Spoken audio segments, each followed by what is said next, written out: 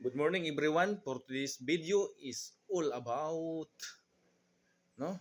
It's all about religion, no? So unang-una sa taga Luzon po, magandang umaga po sa inyong lahat, no? Good morning everyone. So karong buntaga ato na sang istoryahan ang kabahin sa religion o ato ang mga kanya-kanyang paniniwala, no? So for me guys, dugay na ko nga 70 Adventist, no? Tawag ko nga 70 Adventist, then na Katoliko, na 70 Adventist, na Katoliko, so nana, no? Yadagan sa kong mga simbahan nga nasimbahan na sad na daghan sa kong nga na nasaksihan ba or na sudlan, no? So ako lang klarohon sa akong pagtuon sa Biblia. Ang relihiyon guys, o imong tinhuan, dili gina makalawas nimo. No religion can save us.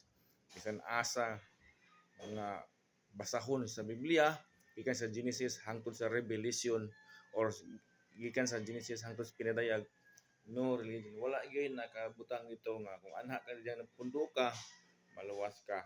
Ari ka diri, dili na ko i-mention na unsay mga religion na, ari ka diri, ari ka didto, ari ka diri.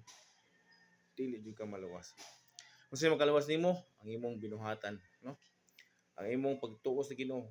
Faith in God and obey His commandments. So muna yung magkalawas nimo. Yung pagtuo, imong binuhatan. Hukman ka base sa imong buhat, base sa imong mga binuhatan. Dili ka hukman, pinaagi sa imong pundok ng isudlan. Wala. Kaya wala may relihiyon na nagpalansang sa cross. Si Jesus ra ang nagpalansang sa cross. Siya ang nagtubos sa mga sala sa mga tao. Dili man relihiyon ang nagpalansang sa cross. Si Jesus man. So wala gyud relihiyon nga makalawas na to. Bisan asa ka nga pundok, bisan unsa pa. Kay karon panahon na daghan na kay relihiyon sa kalibutan. Ingon kang 1,000 plus siguro na sila. Pundok lain-lain lang. Pero sa kung gaingon, bisa pag tuwaro nagbasa ang Biblia, ikan sa Genesis padung sa pinadayag. Wa jud dito gi-mention nga ari ka dring pundoka o ari ka dring relihiyon na kay maluwas ka nagbalik ni Kristo. So, ang ato lang dire, magbuhat na lang taog maayo. Nga sigon sa kababuton sa Dios, di ta mo pabuyag, di ta mo magpapadlong, di ta magbuhat og masala para nagbalik ni Kristo, no? Aw.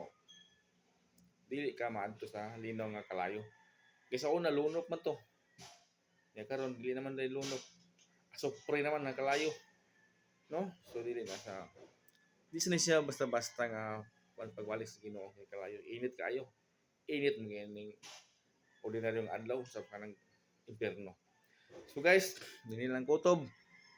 Dili lang ko tason og daghang salamat sa inyong pagpaminaw og mayong buntag kanatong tanan.